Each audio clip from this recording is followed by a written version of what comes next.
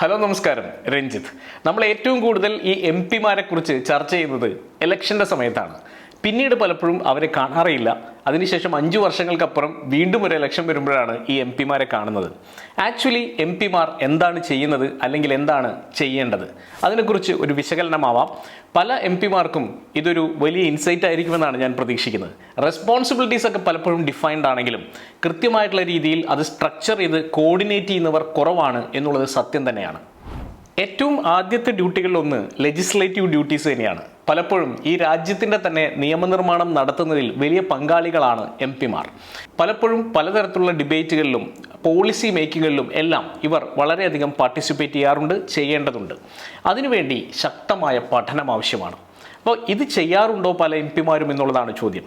വളരെ ഈസിയായി ഒഴുക്കിനൊപ്പം നീന്തുക എന്നുള്ളതിൽ നിന്ന് ഉപരിയായി എന്താണ് ഒരു എം പി ചെയ്യുന്നത് എന്നുള്ളത് ശരിക്കും പഠിക്കേണ്ടിയിരിക്കുന്നു. കാരണം കൃത്യമായ സമയം മാറ്റിവെച്ചുകൊണ്ട് പുതിയ പോളിസികളെക്കുറിച്ച്, പുതിയ ബില്ലുകളെക്കുറിച്ച് പഠിക്കുന്നതിനും ശരിയായ ജനങ്ങളുടെ പ്രശ്നം മനസ്സിലാക്കിക്കൊണ്ട് അതിനനുസരിച്ചുള്ള നിയമനിർമ്മാണം നടത്തുന്നതിനും വേണ്ടിയുള്ള ജ്ഞാനം ഉണ്ടാക്കിയെടുക്കുക എന്നുള്ളത് ഒരു എം പിയുടെ റെസ്പോൺസിബിലിറ്റിയാണ്. അപ്പോൾ അതിനുവേണ്ടി നമ്മളുടെ എം പിമാർ സമയം നീക്കി വെക്കുന്നുണ്ടെങ്കിൽ വളരെ നല്ലത്. പക്ഷെ നീക്കി വെക്കുന്നില്ലെങ്കിൽ ദിവസത്തിൽ കുറച്ച് സമയമെങ്കിലും, വളരെ ബിസി ആയിട്ടുള്ള സ്കെഡ്യൂൾ ആയിരിക്കാം, ആ സ്കെഡ്യൂളിനകത്ത് കുറച്ച് സമയമെങ്കിലും ഇത്തരത്തിലുള്ള കാര്യങ്ങൾ പഠിക്കുന്നതിന് വേണ്ടി മാറ്റിവെക്കണമെന്നുള്ളത് ഒരു അത്യാവശ്യമാണ്.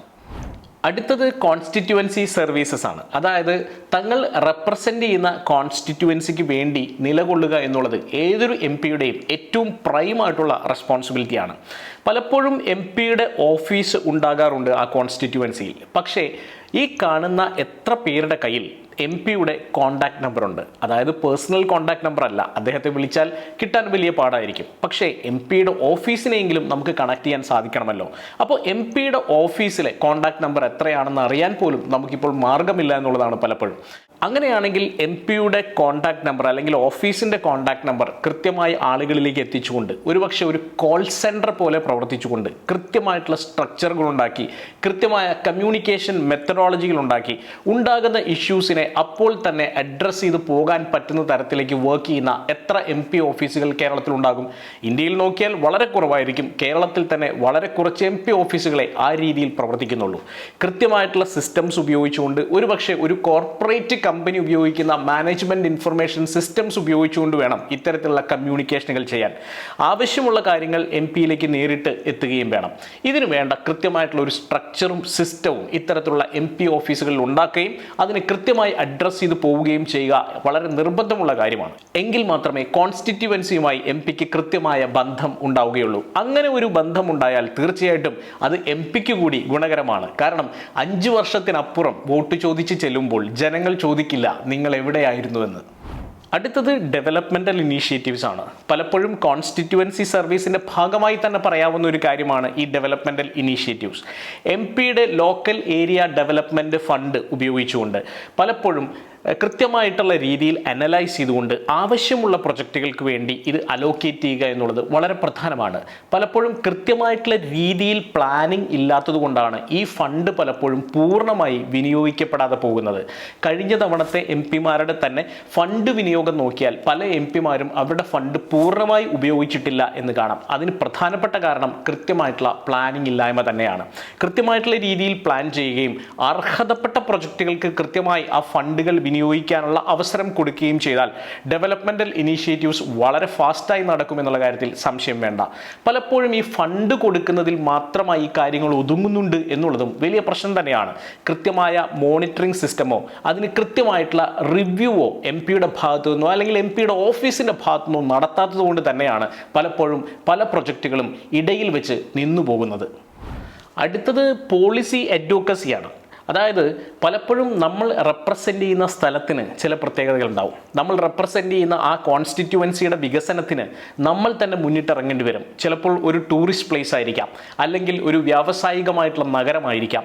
ഇത്തരം സ്ഥലങ്ങളെ രാജ്യത്തിൻ്റെ ഭൂപടത്തിൽ ഏറ്റവും പ്രധാനമായ രീതിയിൽ തന്നെ രേഖപ്പെടുത്തേണ്ടത് ആ എം പിയുടെ ചുമതലയാണ്, ആ എം പിയുടെ കഴിവാണ്. അത്തരത്തിലുള്ള എം പിമാർ വരുമ്പോഴാണ് പലപ്പോഴും പല നഗരങ്ങളും വികസിക്കുന്നതും ഒരുപക്ഷെ രാജ്യത്തെ തന്നെ ഏറ്റവും പ്രധാനപ്പെട്ട ലാൻഡ്മാർക്കുകളായി മാറുന്നതും.